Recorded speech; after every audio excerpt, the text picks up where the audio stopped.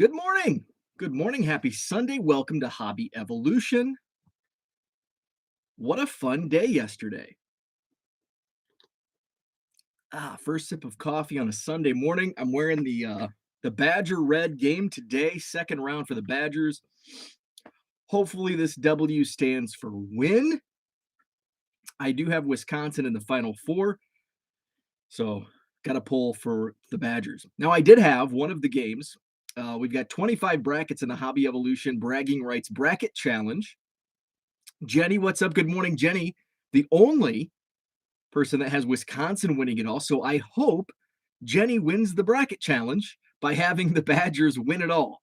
The only Wisconsin winner in the bracket. I had Gonzaga with like most of the other brackets, although there was a wide range of various winners, but a majority were Gonzaga. I'm in 23rd out of 25 brackets. So if you hopefully you didn't take my advice leading up to the first round of games because I was wrong more than I was right. However, I did peg to my credit, I did correctly predict Michigan making a run into the Sweet 16, and I did correctly predict that Baylor would be the first number 1 seed to get knocked out by North Carolina. So the Tar Heels won yesterday, Michigan won yesterday. So I did nail some. I was way wrong on Iowa. Although I did before the game, I did say I feel that the Hawkeyes could get upset by Richmond. But in my bracket, so I guess if you listened to me on the show, you could have got that pick. But on my bracket, I had Iowa winning, and I think Turkey Cards is with us. I was right about Michigan, so yep, I can put that feather in my cap. Shaw Card, good morning. Jenny says I haven't checked. Is Gonzaga? Yes, yep. And I think their second round game, or did they play yesterday? I can't remember their status, but they are still the only number 1 seed that's lost is Baylor lost yesterday. So 2, and then I believe 2 number 1 seeds are playing today, which Gonzaga may be one of them, and I think maybe Arizona. I think I can't remember. I don't have it up, but Cole was like running through the first round. He had an awesome first round, but I think he's dropped. I think maybe Sam is in first place now. My buddy Abraham, I don't know if he's in watching right now, but I saw him at the Madison Card Show yesterday. He's tied for 4th. Oh, with Cole, with Bob and Jeremy. Jeremy's got Arizona, Bob, Kansas. Everybody else has Gonzaga. Sam's in first with 36 points. Oh, a tie for first. Matthew has 36 points as well. And then our buddy John, that 70s Card Show, he's in third place with 35 points all alone. Jenny, you are tied in 11th place with Herman, with Brian, and Diego and David, all tied in 11th place with 31 points. Dan, our buddy DR, he's in a tie for 9th place. Let's see. Ed, he's in 19th place with 29 points. Then you go to the bottom, 23rd place, me, with only a paltry. Oh, I'm tied with my buddy Nick. Nick has Auburn winning it all. We both have 26. Frank has Arizona winning it, so he can make. Frank is in last place with only 25 points. However, he has a potential to score 159 points. That's his max. So that's the bracket challenge update. Gonzaga had a scare from Memphis, had to come back. Okay, so Gonzaga played. They're still alive. So the Madison Card Show was yesterday, and it was a good and bad. Okay, so Shaw had Kentucky and Iowa in the Final Four. Ooh, that hurts. I had Kentucky in the Final Four, so that was, and I had Iowa making a run to the Elite Eight. So I wasn't too far behind. Straight Execution, I think I'm in 5th. Okay, I'm sorry, Straight Execution. I don't know your name other than Straight Execution. Are you Matthew B? What's up, Zach? Good morning. Matthew B is in 8th place with 33 points. I've got a bunch of people tied in 4th. Abraham, Cole, Bob, and Jeremy. Matthew B is in 8th place. Um, so the Bob. Oh, okay, Bob. Yep, Bob, you are in a tie for fourth. Um, so ups and downs with the Madison card show. So here's how. So the scheduling, it was shorter between shows than what I would have liked, because normally I schedule the Madison card show third or fourth weekend of each month, and it kind of varies based on the venue, the Sheraton Hotel, John Nolan Drive. Um, and when they have availability for the main ballroom and then some of the other ballrooms. So I'm anti free cards. I'm getting there. You're gonna have to wait. I'm gonna save that. So get that time spent listening. By the way, hit the like button, subscribe if you haven't. I appreciate it. Added like 5 subscribers last night after the Madison highlight video, so I was pretty excited to see that. So thank you. Um, so normally I would not have scheduled the show to yesterday, March 19th, mainly because it was the same day as the Chicago Sports Spectacular, which ran Friday through today. Um, but the next 2 weekends were booked. The main ballroom was booked, and I, booked, signed the contract back in, I think, November.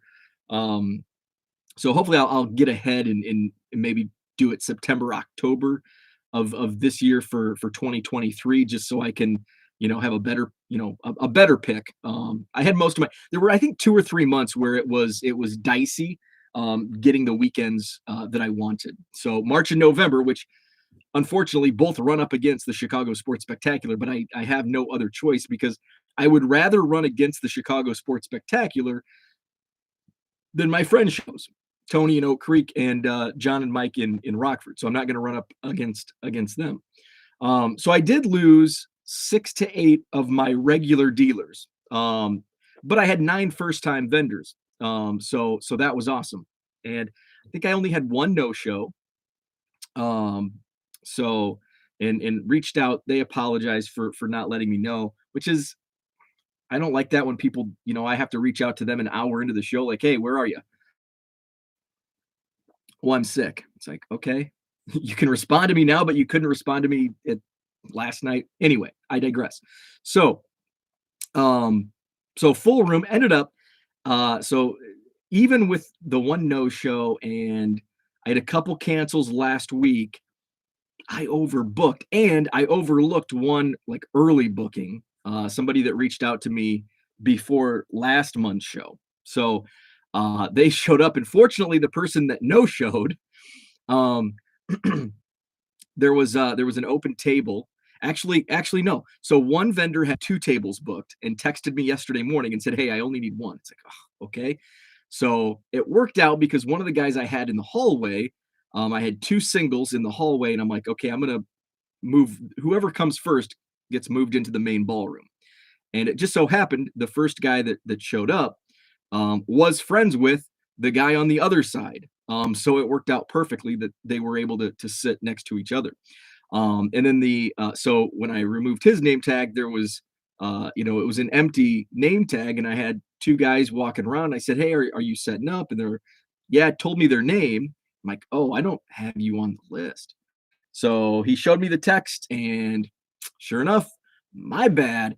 Um, it was, and that's why I like to only book out 1 month at a time, because sometimes, when I'm taking bookings for the month of show, so this would have been before the February show.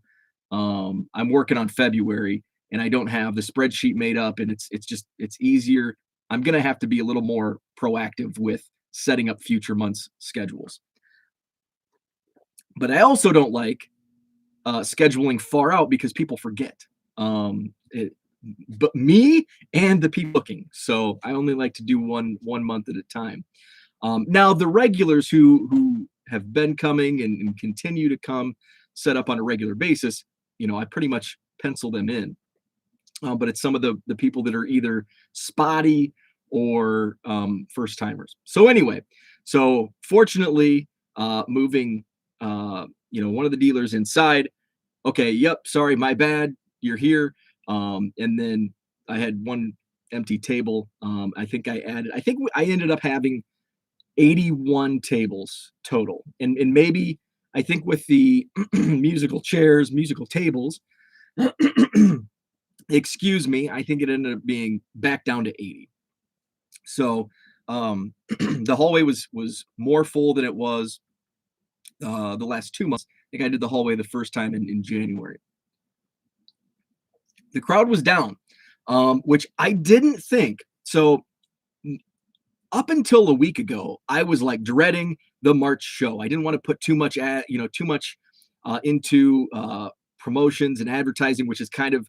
And now thinking back, it's like, well, I should probably put more into it. But it's like I knew it was going to be a down show, so I don't want to pump up and false advertise like, oh, this is going to be an amazing card show because I knew it wasn't going to be.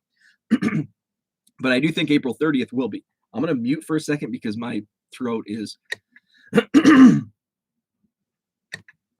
Are we on? Okay, sorry. So I didn't really pump up this show because it's a short turnaround.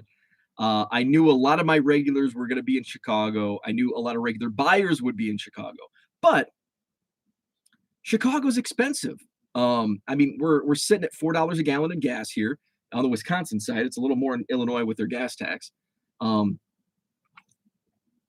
We have, if you take the interstate down and over, which is the quickest and fastest and easiest way to Rosemont, it's a 2-hour drive from Madison. So you've got the gas. There's about $10 in tolls, each way. So you're paying, I don't know what it ends up being, $15 to $20 in tolls. Then you pay $15 to park unless you park down the street, which is like $8, but you're still, paying for parking, $12 to get in. So just to walk in the card show, if you're a casual buyer or like me, if you're just going to dig through bargain boxes, it's not really worth spending $75 to walk in the door. But I get it from there's going to be, first off, the autographs. If you're into autographs, I'm not. I'm just into cards. Well, I am into autographs, but I'm not into paying $200 for an autograph. I'm into going to spring training next week and getting autographs when I can. But just, I don't really care who I get, any Cub, like, the last man on the minor league roster goes into my collection because I love Cubs autographs and Cubs and cards and all that stuff. Anyway, so it's a lot of money. So there's but I get it from a high end standpoint. There's going to be higher end cards. That's where the high end dealers. That's where there's going to be a lot more money. But if you don't want to drive 2 hours to Chicago, if you don't want to spend all that money, if you want to just dig through, my dollar boxes, quarter boxes, I think, you'll save a lot of money. Free admission, right here, unless you're driving in from somewhere else. But I thought I would capture more of those casual collectors. I thought I would still have, because there were no other competing shows. Last weekend, there were 12 shows within like a 3-hour radius of Madison. 12 shows, like every show in Wisconsin. Like, well, I'm not going to go up against Chicago, so I'm going to have it the week before, along with everybody else. So I'm thinking, when I was driving down to the Rockford show last Saturday, I'm thinking, gosh, there's so many shows this weekend. Maybe it was a good idea to just happen accidentally schedule against the spectacular, because I had already filled the empty regular spots with newcomers. So I had no problem. I had a waiting list for this show still. So that wasn't a concern. But I didn't have the crowd I was I was a little disappointed at 9 a.m. I can kind of get a feel, and this is weird how it goes. Usually when dealers are late arriving, it kind of sets the tone for the day as far as how a show is going to go, which is there's probably zero correlation. It's just anecdotal, but it just feels like I just get that sense. And maybe it was because I was a little nervous myself. So I kind of went in with a pessimistic viewpoint of how the show would go. And I had a lot of late arriving dealers and not like, and I did have 3 or 4 that, were after 9, after the show started, and trying to set up, with, people in the crowd. So if you're a dealer, try to arrive before the show begins for both yourself and for customers, because you're losing out on money. And the earlier you get there, the more money you can make, because there are early birds that walk through the show. before the start time. So I just had that weird feeling like it's 8 o'clock and like only half my dealers are there. 8:30 and I'm missing 25% of my dealers. It's 9 o'clock and I still have a few stragglers that haven't arrived. And at night, I looked at my clock and I when I look at the room and I kind of have a feeling of what time it is in the morning, that also gives me an idea. You know, I, Sometimes there are late arriving crowds. There was a Rockford show within the last few months where I looked at my clock and it was my phone, it was 9 o'clock. And I'm like, oh man, this is going to be a bad day. But by 11 o'clock, it was packed. And it ended up being, a crowded show, but it was a late arriving crowd. But that's pretty. Normally at 9 a.m., if a show starts at 9 a.m., if there's not already a full room, it seems, or a steady stream of people walking through the door, it tends to lead to a down day. Now, with all that saying, it sounds like it was a crappy day, crappy crowd. It wasn't. Somebody asked me last night, sent me a message, and they're like, "Hey, how did the show go?" Because they were the person that texted me was in Chicago themselves, and I said, it was down, but it was only down comparatively to January and February. It was about equal to October and November, which were great shows compared to the prior months. So that's how we have to look at things. Like we look at the hobby, and we have this. We always highlight like first quarter 2021. Oh my God, all these prices, they're crazy. And then, in June, July, prices go down and we panic. Like, oh my God, 3 months ago, these prices were up here. Now they're here. But we fail to forget just a few months prior to that boom, the prices were here. So they're still up here comparatively to just a few months prior. So we've got to kind of throw out some of those outliers. With that said, April 30th is going to be an awesome show. So, and I already have, I've got one guy who sets up in Rockford, sets up in Oak Creek. He has an amazing pre-war vintage collection, and so he'll be in the house with a lot of vintage. All my regular vendors will be back. I know a couple guys are going to be at a different show, but pretty much all of my regulars will be at the April 30th show. I've got some other first timers, some other guys that were on the waiting list yesterday. They're back in. So it's going to be a fun show. Now, I'm going to go to the chat before I get to my next point on how down shows, down in comparatively, can be great. And I'll get into that with some of my pickups. So let's go to the chat because I'm missing, I think, a whole bunch as I go on my soapbox. Jenny is antsy to hear about the free cards. We're getting there. We're getting there. Well, I mean, if Bo is at the show, it's an amazing show. Thank you. I just figured out that it will cost $150 to Madison and back in gas, and then hotel and table fee. Yeah, it can be expensive. Hey, the good thing, Jenny, though, is gas prices are falling. I saw, I think, here's okay. I'm going to go on a soapbox. I was going to text this to some of my friends here that live here in Madison because after the show, okay, I do the Seinfeld. I like let my gas tank get to like 0 miles. And I did that. I was driving home from the hotel Friday afternoon from getting like the name placements. And I'm like down and I'm like, but I don't pass any gas station. It leads to me running my gas tank down lower than I should. And my dad was a gearhead, and he would get so upset with me because I would let my gas tank get down to empty, and he was always like, it's got to be at least half full, especially in the winter. And I know that's in cars today, you don't really have to follow that as much as you did back in the 60s, 70s, with the whatever gearhead talk that is. I strayed away from building houses and restoring vehicles, which is what my dad did.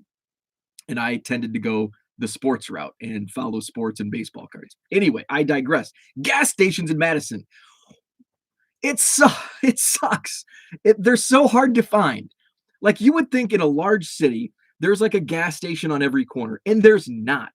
And you get off each exit, and I forgot. So yesterday, I'm at like 0 on my gas tank, and I'm like, I could drive on the far west side where I live, and I know where the gas stations are, but I don't want to I don't want to test that and run out of gas on the Beltline.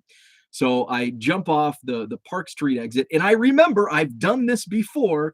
I get off on the Park Street exit, and I drive, and there's like one gas station, and it's like a mile, 2 miles down off the main interstate slash Beltline, and it's a freaking one of those corner gas stations that are 50 cents more expensive than everywhere else. And no, it's not even a full service gas station. It's just they're freaking gougers.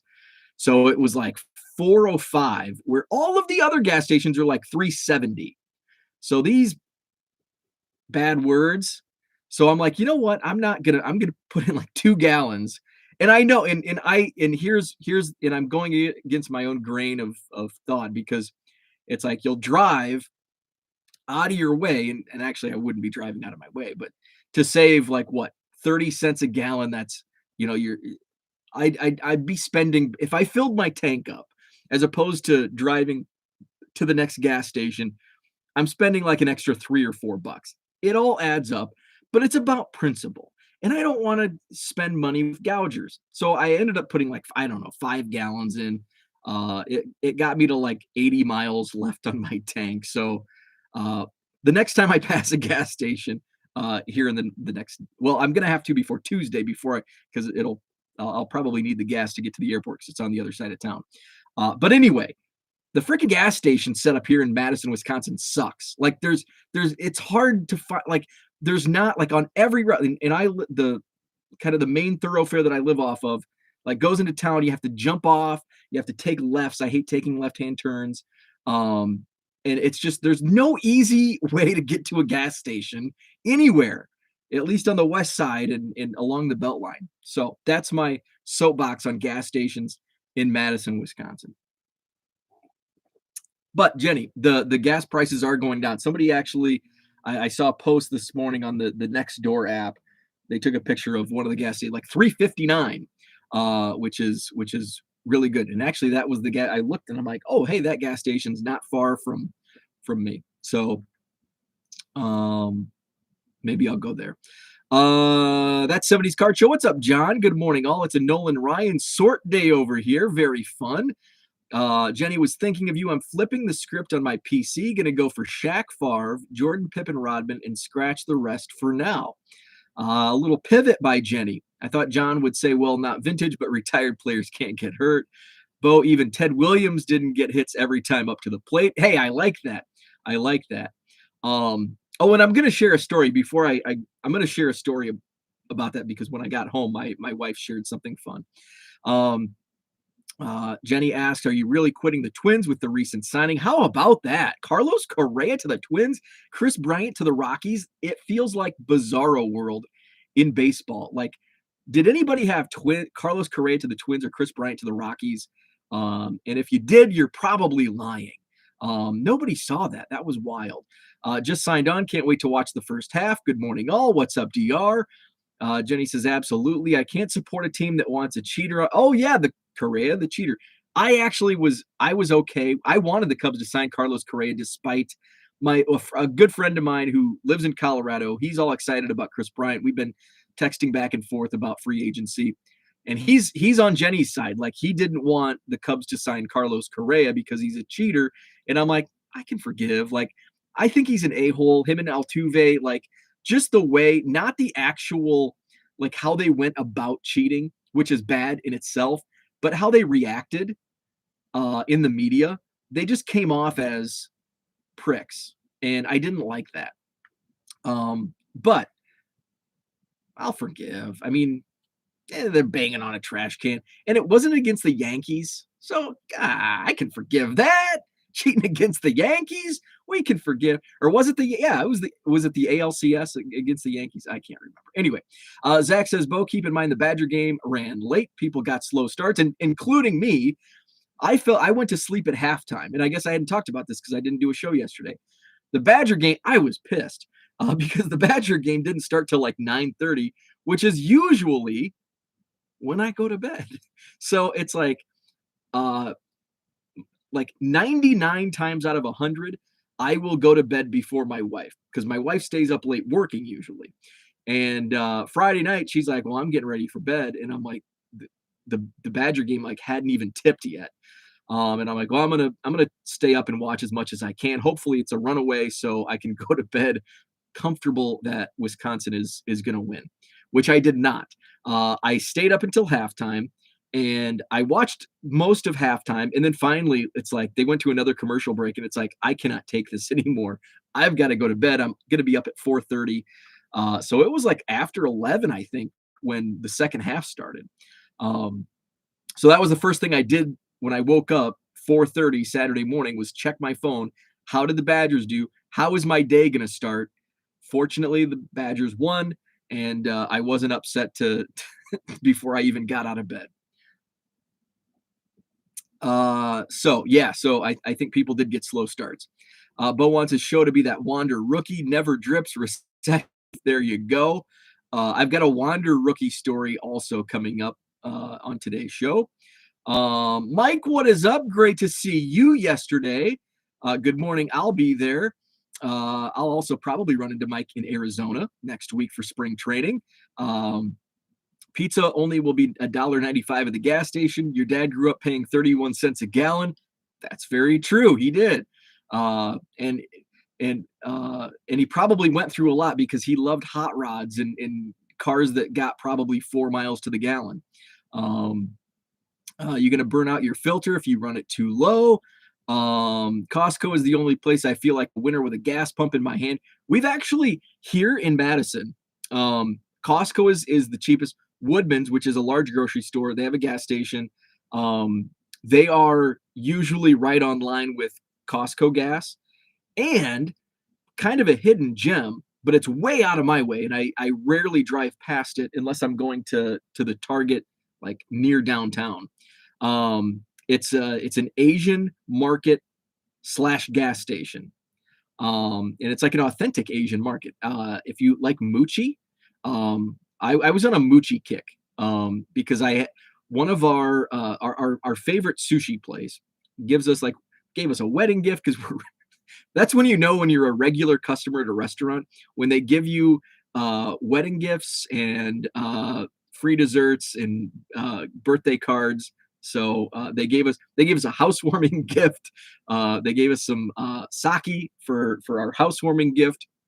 That's when you know you're a regular at a restaurant. So I got on a mochi kick. I think it was maybe my birthday or my wife's birthday. They gave us like a free dessert, and it was mochi. And I'm like, wow, what is this? So they told me, and found some at the Asian market, and it was really good. And I was on a mochi kick for like 2 or 3 months, and then I just kind of burned myself out, I think. Anyway, but that Asian gas station is online with Costco and Woodman's gas. It's usually the cheapest, like non-Costco gas in town.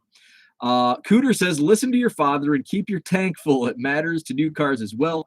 New cars don't like water either. Thank you for the advice. I know, and I'm stubborn. Tom Brady is the most beloved athlete in the game today. He may have been involved in a cheating scandal or 3. That's true. Our society demands results, not ethics. I totally agree with that. Bo, I don't agree with you at all regarding the Astros. The coaches were punished. The players should have been too. I agree. I mean, I agree with that. But I was more upset with how they reacted as opposed to the whole thing. But I do agree. I do agree that the players should have faced some sort of punishment. That is why Kelly threw at those dudes. And a lot of pitchers. I mean, a lot of pitchers. There was like a tour of pitchers who threw at him. I prefer sign stealing over the DH. The Astros skated by because most forgot because COVID hit 3 weeks after the cheating came out. Whenever you have a chance, can you post to Twitter your most updated image check file exchange resource? I think I did post that. Did I reply to your tweet the other night? I posted the link, and it's the updated spreadsheet. I think there may be I think the only thing that's changed since that I haven't updated is just where to find it. It's now under, I think, reports or uploads.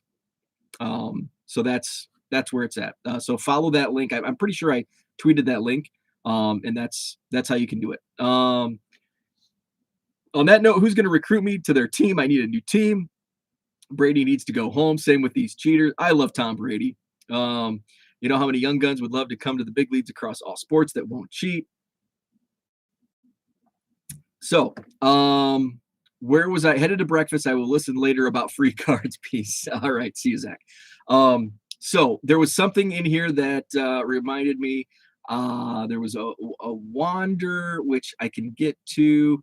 So kind of a slower show yesterday.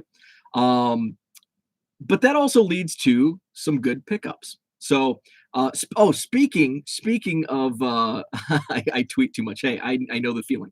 Oh, so before I get into what I picked up, so even though we think it's a down show, and I said comparatively to January and February it was down, but it was on par with October and November, which at the time were great shows. So I get home. My wife had a couple of listing appointments to put houses on the market, and she went over to one of the houses yesterday afternoon, and the husband said, "Hey, this is the second time I've seen you today." And my wife was kind of like, "Oh, where did you see me?" And so he shows her a picture he took at the Madison Card Show, because she's the sponsor of the Madison Card Show. And so there's signs, as you walk into the hotel, the main lobby, and then upstairs when you walk into the show. So he was raving about it. He's like, "Oh my God, it was an awesome show. It was packed." And I'm like, "Okay, that's good." So somebody was happy with the crowd. I'm like, "Actually, it wasn't, as packed as I would want it. I don't want it too packed, but I it could have used a few more people, I thought." So that was fun. That the two worlds collided, with her listing in the afternoon and the card show in the morning. So I was able to do some pickups. So one of my deals was Paul, who's Baseball Card Haven on Twitter. He gets two tables. He's like, "Hey, would you work out like a trade deal for one of my table fees for next month?" And I'm like, "Okay, what do you have in mind?" I'm always willing to listen. And he's like, "Whatever's left at the end of the show on my table, I'll trade straight up for one of my two table fees for next month." And I'm like, "Okay." And I'm like, just looking at his table, I'm like, heck yeah, heck yeah. So at the end of the show, he brings over like a box, like a large box with like a bunch of supplies in it. And I don't even know what's in I just like put it behind my table. I didn't even really look. It's still in my car. Like, I think team bags, penny sleeves, maybe some top loaders or card savers. But it's like like that alone might be worth the table fee. So and then he brings over like his dollar boxes and like other cards in a 5-row quarter box, all sleeved. And I'm like, heck yeah, this is awesome. So in one of the boxes, and I didn't even think this was going to be included, but he had like, some of his like $5, $7, $8 cards. So they were put in. Fortunately for me, as a Cubs collector, there were a bunch of Ed Howard cards. So I added some Ed Howard cards to my collection, and there were a couple Wander Francos, top series 1 rookies. There was one. And I put it on eBay for $7.50, and it sold in like 15 minutes. So it's like, okay, there's some money right there. There was a Topps Chrome, the insert, the Chrome insert of the Wander Franco stars of MLB. So that was a nice little get. So plus all of the other stuff. Now, some of the smaller boxes, these were like dollar boxes, all top loaded, some color like Nico Mannion. I don't even think he's in the league, but all of loaded, like just different colors. So there's a bunch of like the Olympics cards, even some NASCAR. There were some Steve Aoki soccer, more color. This whole box, all top loaded. In fact, look at this. There were 15 of these in this box. These sell for like $4 on eBay. So that's $60 right there in all the Mike Trout cards. So, and then there was another box, more top loaded stuff. This was the dollar box baseball. And then there was a 5-row quarter box plus all the supplies. So for $40 in table fees, I thought that was a heck of a deal. So that was a win. Let's see. Jenny, come root for the White Sox. It's a fun bunch. So Jenny, I would say, before I move on, Jenny, I would say Cubs, obviously, but I would agree with DR. If you choose not to root for the Cubs, I think the White Sox, because they're a fun upcoming team with some great talent. They're fun to watch. I don't like Tony La Russa, but I can get past that. I root for the White Sox in the American League. Like, I'm not a lot of Chicago people. It's either you love one team and hate the other. Like, you can't root for both teams if you're like in Chicago. I didn't grow up in Chicago. I grew up, 2.5 hours away. It's like, hey, if the White Sox win, now I have some White Sox friends that I will, poke fun when they lose and, bragging rights. But all in all, if they're not playing the Cubs, I like rooting for the White Sox. See, there's Dan. He grew up in Chicago as a White Sox fan and hates the Cubs. And that's okay. But I like the White Sox, when they're not playing the Cubs. To see a White Sox Cubs World Series would be so freaking cool. I don't think it's going to happen anytime soon, but you never know. Baseball's a funny sport. So, Jenny, I would say root for the Cubs. If not the Cubs, root for the White Sox.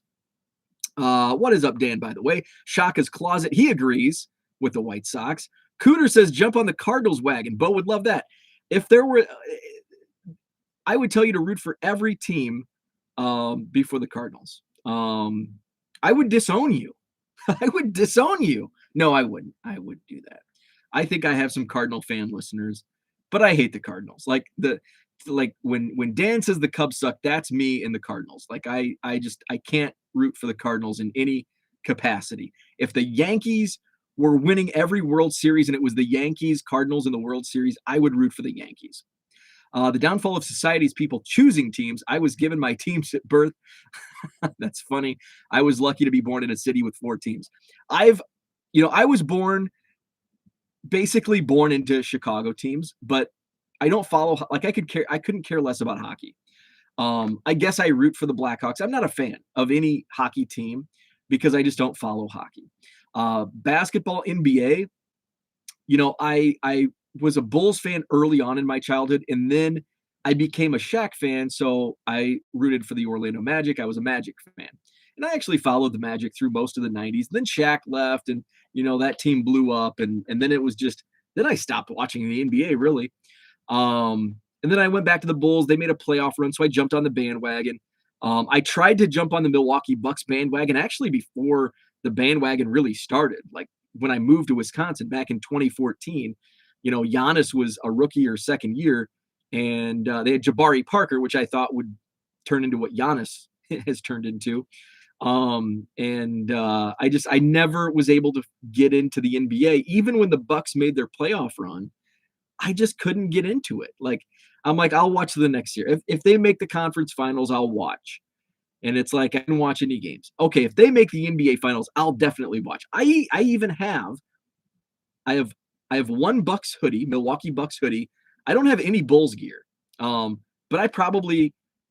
I'm not a fan. Like, I'm not a fan of the NBA. Like, I shouldn't say I'm not a fan of the NBA. I don't watch the NBA, so therefore I can't consider myself a fan. I root for teams. Like, I was rooting for the Milwaukee Bucks in the NBA finals, but I'm not a fan. Like, I know the players, but I don't watch the games. I don't really care. Like, if they lost, they lost. Like, if you're a fan of a team, you don't have that, that like non-caring attitude. So anyway, the Dodgers are stacked. Yes, they are. Man, they are so stacked. Speaking of stacks, I'm going to get to stacks and stacks of cards. Why did a dealer leave 100,000 cards on a table yesterday for free? So I'm going to get to that. I had one other deal that I wanted to talk about. I think just one other deal. I picked up a Topps Heritage hobby box, $99 for a hobby box. Damn good deal. I was all over that. My buddy Mark, who sets up next to me, he came back with a hobby box of Series 1 and Topps Heritage. And the funny thing is, I was giving him crap because he opened a Series 1. He went to the local card shop, paid $160 for a Topps Series 1 hobby box. Didn't even pull a base Wander rookie card. And he's like, that was like the worst box I've ever opened. And I'm like, dude, you could have went to Walmart and bought $160 worth of blaster boxes and would have had way better luck. Like out of 7 blaster boxes, which is how much? $140. I pulled 3 Wander base rookies and 2 of the insert rookies. He didn't even pull a single one, like not even the insert rookie. And I think he got one numbered card. It was Sonny Gray, and then just a dollar relic card for 160. Ugh. So he paid 99 for Series 1 from my buddy Tom.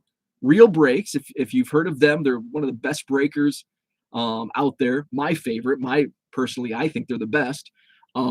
Real Breaks. He has a shop in Waupun, Wisconsin, which is north of here, maybe an hour and a half away. And then the other owner of Real Breaks, Ryan, is in Minnesota. has a nice shop in Minnesota, Minneapolis area. So Mark brings back these. I'm like, man, you're a glutton for punishment. You're gonna open another Series 1 hobby box. And he's like, man, $99, way better. I'll hedge my bet on the 160 I paid earlier this week. So I'm like, how much was the Heritage? And he's like, 99. I'm like, damn. So Tom actually came back and we were talking. I'm like, hey, I'm gonna buy a Heritage hobby box. So he brought back a Heritage box. So haven't ripped it yet. So I'm gonna dig into that because I love Heritage. I used to buy cases of it, and it's kind of gone down in popularity. It was 2017, 2016, 17, 18. Man, Topps Heritage was an immensely popular product, and it's kind of fallen from graces. And I think maybe part of that is because now it's into the 70s where there was so much nostalgia for collectors wanting those 50s and 60s designs.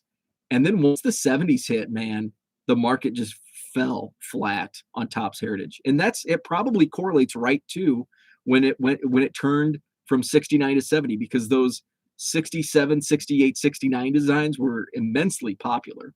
And then 1970 design came along and it was just not there. That 70s card show says bought a box of Heritage in Orlando on Friday. 70s rule. I agree. Like my 70s designs as a whole, decade to decade, don't be hating on the 70s. I'm personally not hating on the 70s. I think in general, collectors are in general, because I love the 70s designs. And I've said this before, my favorite by decade, the 70s are by far my favorite decade for designs of Topps baseball cards. I know a lot of people are, the 50s, even the 60s. For me, it's the 70s. Like, I don't like 70. I don't like the gray borders. 71, I'm cold on, cool to cold. I don't like the black borders, and I think that's kind of, a lot of people agree, they're very condition sensitive. So I'm not a big fan of those 70, 71 gray blacks. 72, I freaking love 72. 72 Topps among my favorites. 73 is one of my favorites because of its simplicity. Now 72 kind of like, and I like how the 70s went like today, and even going back 25 years, it's hard to tell between each year what designs are which. Like there's some that stand out. 2015, I can pick out, easy. 2002, love it or hate it, you can identify it really easy. But the 70s, I just love the variety that the designs give us. And it varies so widely from year to 70 gray, 71 black, 72, boom. It's like an eclectic design. And it's so different from 70 and 71. And it's easily identifiable. And then 73, it goes back to a simplistic design, and just, I love the simplicity. I love the 70s themes, like but it's kind of a, John, what do you call that green color? I don't know. But it's just, I love the, and I think I mentioned this on, maybe it was on Herman and Kin's YouTube channel this week, that if I were to, I'm not a set builder, but if I were to build a set, 1973 Topps would be the set that I would build, because some of the images that they use on 73 Topps are just avocado. Yes. Avocado green. Yes. Yes. I love the simplicity. And then 74, 74 is simplistic. I'm cool on 74, but it's again, it's much different year to year. It's not as it's not as it doesn't clash as much as 71 to 72 and 72 to 73. But it's ironically I pulled Brewers out of both cards. I don't this is my eBay inventory, so I don't have Cubs. Um, but it's it's just simplistic. And then we go back and we do like a 72 again, 72-ish. Oh, that's not a 75 tops. And we have again another freaking Brewers card. And it's just wild with all the colors. And it's 75, 73, and 74 were just, kind of bland color-wise after 72. And then 75, boom, we get the color again. 76, don't get me started. 76, I hate. It's like my 88 tops. 70, I hate the 76 design. 77, I love 78. And I know that's like some of people's least favorite 70s design. I love 78. 79 is much like 76. Those two, 76 and 79's designs to me are the worst of the 70s. In my opinion, those are my least favorite. I would put 76 and 79 on the very bottom of my list. So 70s card talk, John. Appliances, cars, cards were all in avocado. Best color of the 70s. My house had avocado asbestos shingles. So I don't even know how I was talking about Topps Heritage. So I'm going to rip that Topps Heritage later today. I've got a ton of shipping to do, but I'm going to squeeze in some time watching basketball and ripping some Topps Heritage. I'm not going to do a live break because this is a box to enjoy, like not to do a YouTube video and, try to get the angles right because I still haven't figured that out. But I just want to enjoy the rip. So we're going on 47 minutes. I haven't even got to the main topic yet. So I'm going to touch on that now. So I tweeted out a picture of, I think at the time I took the picture, there were about 15 of those boxes. There were 20 in total. So 100, and they were all 5-row boxes, 100,000 cards. So one of my dealers, his name's Steven. I always have him set up across from me because he takes 3 tables and he always brings like bargain boxes. Sometimes he'll trade out like all of his boxes for his table fee. Sometimes I'll dig through his dollar boxes and pick out, some good deals. So we've done a lot of deals, and that's why I like having him nearby, so I can see what he has. So this month he brought a bunch of junk, JUNK, like junk that I didn't even want to look through. Mainly because it was football. It was like I think he brought 19 football boxes and one baseball box. And the baseball box was a lot of 88 tops, 91 Fleer. It's like, ugh, I don't even know. I've got enough of this stuff. So he presents to me a sweet deal at the beginning of the show. And the sweet deal was he brings over a smaller box, and I'll show you. Got my Heritage Hobby box sitting on top of it. I guess it's kind of a large box. So it's a large box, and there's some good stuff. And he goes, now there's about 20 cards in here that's going to pay for like all of this. I'm like, okay. So I look through, and there's some good stuff. And he gives me a price, and I'll share. So he goes, you can have this whole box with some really good stuff in it, $350. But the caveat is you have to take all of that because he didn't want to take it home. I'm like, okay, I'll think about it. I didn't really go through the boxes. Low Roller says, did you get 100,000 cards for free? I'm getting to that. So I go over and I look through, and it's like football, and it's not even like modern. It's 90s and early 2000s, like the dregs of football cards. And not even like early 90s where you can pull some, decent rookies and stuff like that. It's like mid 90s, late 90s, like just ugh. So I'm going through and I'm like, dude, I don't know. Like, and I thought 350 is an okay price. Like maybe there's some stuff in these like I'll call them dime boxes. Maybe there's stuff in here that I could. So I fingered through a bunch, and it's like I took out a pile, and it's like, man, I'm like, I don't know. I'll have to think about it. So I walked away. About an hour or two later, he comes back over. He's like, okay, we'll do 250. 250 for everything, but you have to take this stuff. So I go back and I do a little more digging through, and I'm like, 250, it's a really good deal for the box that I just showed, but I don't want to take home 20, 100,000 cards, because here's what I'm going to do. If I would have taken them on, they would have gone down into my basement, into my storage area. My wife would have been mad. I would have just turned around and probably just bulked them out and sold them, which would, eventually probably would have made some money.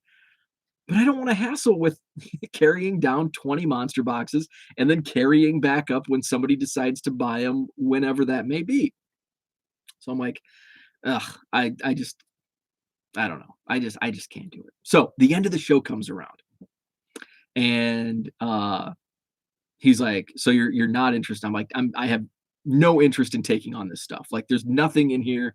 Like, I would turn around and just bulk it out. Like, the boxes have more value. I would probably just dump the card, either try to move them in bulk, and if I didn't do that after a month, I would just throw them away and keep the boxes. So he goes, "Okay, how about just 250 for this box, but I leave these cards here." And I'm like, "Oh, I now I'm the promoter of the show. I'm still stuck with these cards, because can I leave 20 monster boxes of 100,000 baseball cards in the hotel ballroom?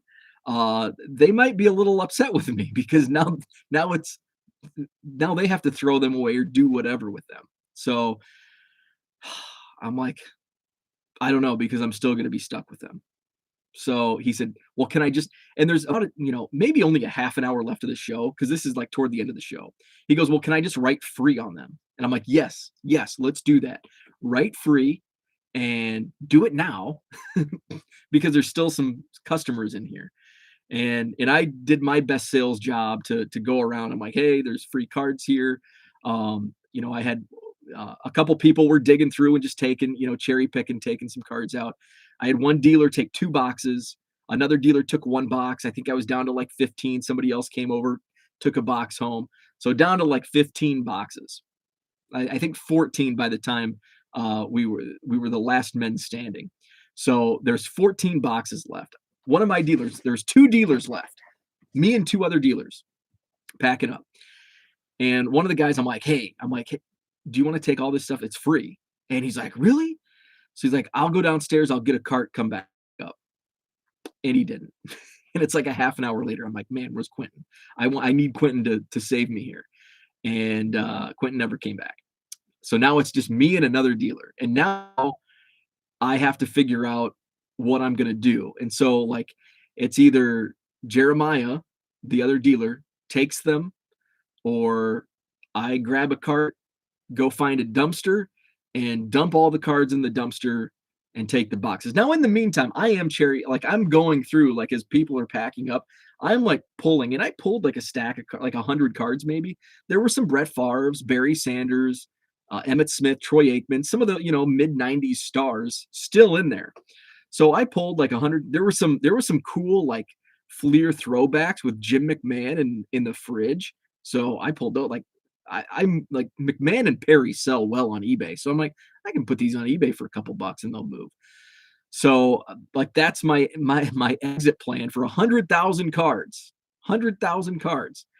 And, well, less than 100,000. We're down to what, 75,000 by now. And so Jeremiah is like, he's getting ready to head out. And I'm like, "Jeremiah, um, Low Roller says, I wouldn't dump the card, sell it." You can't. There's nobody. I mean, we're talking junk, the junkiest of junk. Nobody wants this, and it's a waste of time to even list. Um, so Jeremiah owns a card shop, by the way, Bullfrog Cards, and get it, Jeremiah the Bullfrog Cards in Baraboo, Wisconsin. So he has a shop in Baraboo. So if you're in that area, check it out.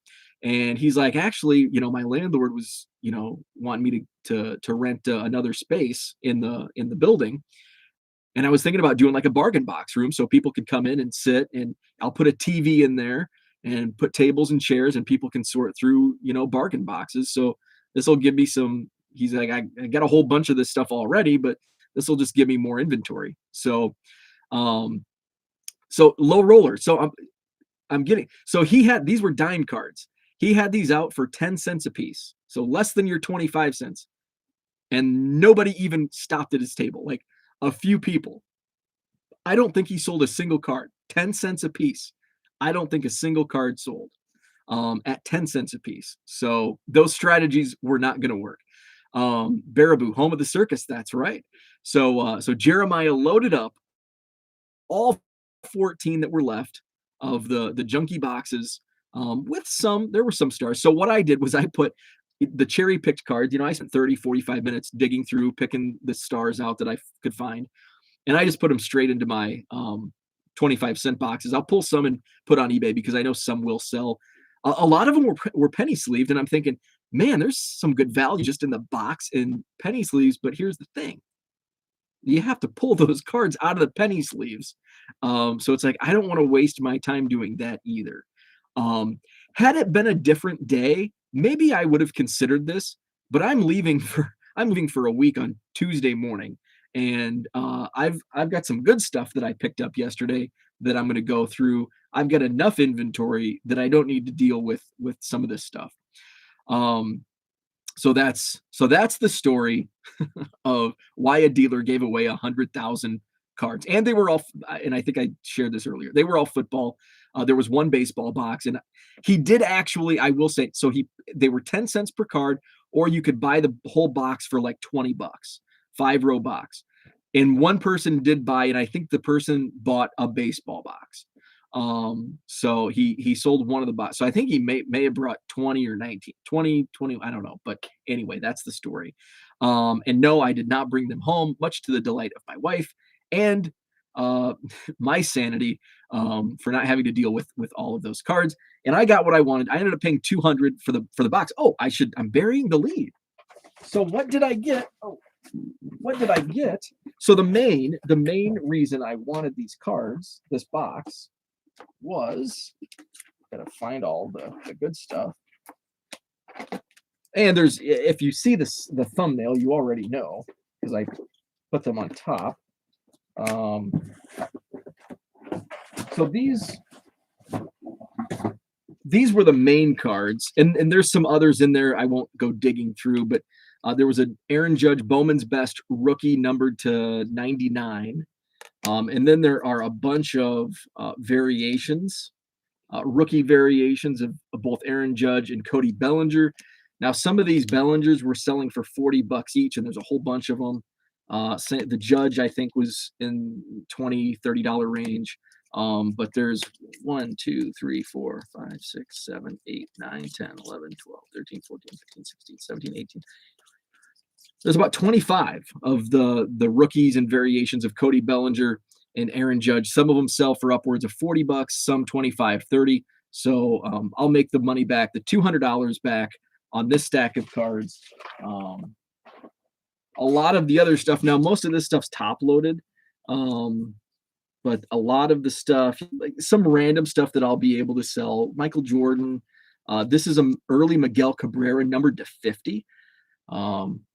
$30 price tag on it. I don't know if that's, if that's legit. Here's a Ted Williams number to 2,500. Vlad Guerrero die cut. This is numbered to 73. Here's a Yogi Berra numbered to 100. Here's a Paul Molitor numbered to 1993. Okay, so no, these are the price tags on these cards are definitely not updated because look at this. This was a hot card back in what year? 2006, 2005. Jay Bruce, first year refractor. Look at the price tag on that. $25. I don't think Jay Bruce first year refractor sell for $25 anymore. You might get a couple bucks on this for eBay. I don't think Nomar Garcia Perez are set for $20 either anymore. What else do you have? Here's a Nomar red. Oh, it's a rookie. Price tag of $30. So that's just some of this. It's fun to see some of the price tags. There's some Lamar Jacksons, die cuts. So there's a lot of dollar cards, but the main thing was the Bellinger and Judge variation rookies. So, let's see. Maybe he got bad days. That's why it's not selling. My favorite part of the show was seeing a little girl negotiate down the price of some cards from Bo. That was cool. They were the son and daughter of somebody that was assisting one of my dealers, and they were wheeling and dealing all day. She pulled a Luca. This is a cute story. So, and I think she was wearing a Dallas Mavericks jersey or shirt. And she was probably, I don't know, Abraham might be able to help me out. I don't know ages, but maybe 10 years old. And she comes up and she has one single like Luka Doncic Donruss card. And it was in the quarter box. And she uh like shows her hand and she has like 12 cents or 15 cents. And she's like, will you take this for this card? And I'm like, you can have it for free. So that was, yeah, I love, and they came over and they're like, would you do six cards for $1? Or, I have $5 worth of cards. Can you take three? And it's like, yeah, yeah. So, and I'm a terrible, and I won't have my table set up next month, because I'll have the two floors, and it's just I'm busy enough, like walking around the room, that I'm not at my table, which is terrible. Like I hate I hate when I'm a buyer and somebody's not behind the table. And then it puts like an added stress on my buddy Mark next to me, and his wife came and she was kind of watching my table when I left, and they're like, "Do you do deals?" And I'm like, "Oh yeah, like if it's close, I'll cut deals." So so it was they'd come find me like, "Hey, somebody wants to check." I'm like, so that's a main like if I'm like away from my table most of the day in the same room, at least I can kind of keep an eye from that room. But if I'm like downstairs or there's stuff going on downstairs, I have to, walk down, collect money, get people. It's not, it's very stressful to run, especially a two-floor setup. So I'm gonna take the month off in April. And May is gonna be my May show is the Saturday of Memorial Day weekend, and I think that was another month where there was conflicting dates.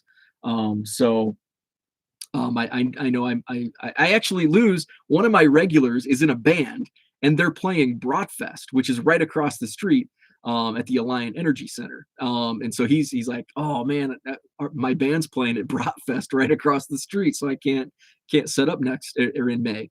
So May I may go back, and it might be like every other month we do a bigger show where it's 115 tables. Now, next month's show, I'm going to be able to get 115, I think at least 115 tables in, because I did 30 downstairs last month, but I had enough, comfortable enough to fit at least five more tables downstairs. And I'd kind of like to, get as many in there as I can just to make it, worthwhile. I mean, even 30 tables is a decent amount. When you break up the two rooms, but so I think I'll have at least 115 tables at the April 30th show. Um, they did inventory on tables, and I think I talked about this earlier this week.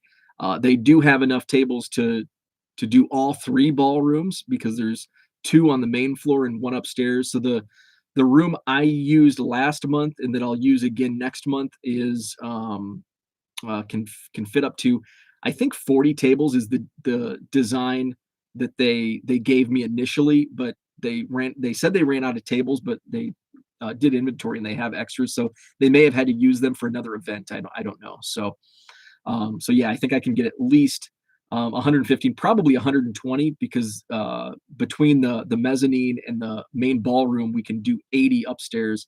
And then I think their layout for the downstairs room we use was 39 tables. So I think we can get 120 total. So Abraham says, yeah, 10 or 11. Let's see. Do you ever put sports cards, vending machine, and card show? You can sell at 25 cents each. No, I don't know if anybody has a vending machine to do that. So that was the Madison card show. It was, there were definitely great things. And then there were, it was kind of, I was disappointed. Personally, I was a little disappointed that it wasn't a bigger turnout. Oh, somebody asked me, I skipped over it, glossed over it up here. I'm going to go back to the chat because I think I missed some stuff. Let's see. Bo knows how to sweet talk me. Okay, we're talking about avocado. Paul, what's up, Paul? Paul is in the chat.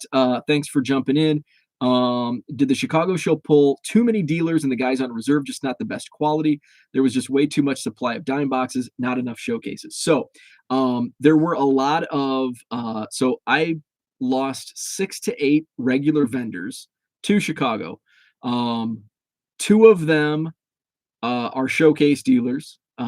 With Mark has a mix of vintage and modern. Tony is all vintage. So those and they take 3 tables each with all showcases basically. Let's see. Kyle does 2 tables and he has kind of a mix. I think Kyle does mainly bargain boxes. So I lost a bargain box guy. Who else did I lose? Brady has kind of a mix. Colton and Nick have showcase quality stuff. Um, so that's 5 dealers. Who else am I missing? I'm pretty sure there were at least 6. Let's see, 2 other dealers that weren't there, and they kind of have a mix. So it was kind of a mix. It wasn't like all showcase dealers that I lost, but I did lose, a significant amount. And I think, people that are shopping for those types of cards would go to Chicago anyway, because you're going to get more of a nationwide dealer contingent where my show is just a regional, a smaller show. Even though it's 80 to 120 tables, it's still a hotel show, a smaller show, but I try to bring in quality dealers. And actually, the first time dealers I did have had some good stuff. I had a guy. If you were at the show, he was in the hallway with some awesome sealed wax, which we haven't really seen that quantity. Rodney was there with sealed wax, and he has some good stuff more on the modern side. But he did have the action pack box, which every time I see it, I want to buy it. But his is more modern, where Eric's stuff was more like late 80s, early 90s. And he had an 86 Topps traded case. Mark that was next to me bought an 83 Topps. And it was baseball card. It was shrink wrap baseball card exchange. He bought 289 Fleer boxes. And then I thought he bought one other box. But yeah, so that was a great addition. And some of the other first timers had some good stuff. But was like a cat lady, but with cards. Yeah, I kind of agree. I kind of agree with that. That's interesting. Is this the first time somebody left stuff behind? Yes, it is. Outside of every once in a while, and this happened more like during the retail wax boom, when I had some guys selling a lot of retail wax, where people would rip and just leave like the base cards behind. But it was in very small, like a pack here and a pack there. But this was definitely the first time somebody's left, like purposely left in, and actually nobody's left behind their inventory, but a mug, and somebody left their cell phone once. But any card, yeah, this is the first time somebody like left cards behind, and did so on purpose. Let's see. Go down. Did I miss any others? So there we go. That's gonna wrap it up today. Thank you so much. Had a great chat. 21 watching still. I appreciate you hanging in for over an hour today. Hit the like button if you haven't already. Really do appreciate it. Also subscribe if you haven't. Coming up this week, I will go live regular time tomorrow morning, 7 a.m. But then the rest of the week's kind of up in the air. No show Tuesday for sure, because I'll be on a plane. So no show Tuesday. I may do something Tuesday night from Arizona, maybe recap my day. I'm not sure. And then I think I'm going to do a Hobby Evolution Wednesday morning. It's going to be different, very varying times. Probably it'll be mid-morning Central Time, just because I'll be 2 hours behind in Arizona. So, and I do plan on going to the big Phoenix card show next Saturday. So I'll do a review of that maybe on Sunday at some point. And then I get back late Tuesday, March 29th. So I'll probably do a show on Wednesday the 30th, but it will be late because I don't I don't think I land until like midnight, so I'll be sleeping in, um, and probably pretty tired from a 8 days of baseball, um, which sounds like heaven right now, but next week it might be, oh man, I'm baseballed out. So that's kind of the plan. I do have, and hopefully I can square it away. I've been in talks to do something really, really cool while I'm in Arizona next week. I'm not going to share anything because I'm not going to share any details until like it's solidified. But an agreement via messaging has been made to do something really cool while I'm out there. But until it actually happens and I have the video recorded, it'll be here on YouTube, on my YouTube channel. It's going to be a lot of fun. I mean, just for me personally, but I think you'll enjoy it as well. So um, once that happens, if it does happen, things could get in the way. But I'll be out there long enough that hopefully this all works out. So that'll be fun. I don't want to share any details, but I'll tease it. Uh, I'll tease the unknown. I will share, like if it doesn't happen, I will share what the idea was and what was going to be done. So I won't leave you hanging at all. Um, so what else? That I think that's all for programming notes. I'll be back on tomorrow morning. I might share my hits from Topps Heritage. I will be breaking that. I actually it's 10 o'clock now. I'll probably do some shipping and I'll wait to watch bat. I like watching something that I'm interested in while I rip cards. So I'll probably wait till the first games begin later this morning. So follow me on Twitter at 1 million Cubs because I will be showing off the Topps Heritage Break 2022 Heritage that I'm going to rip later today. Hit the like button, subscribe. Thanks for watching, and we'll talk tomorrow.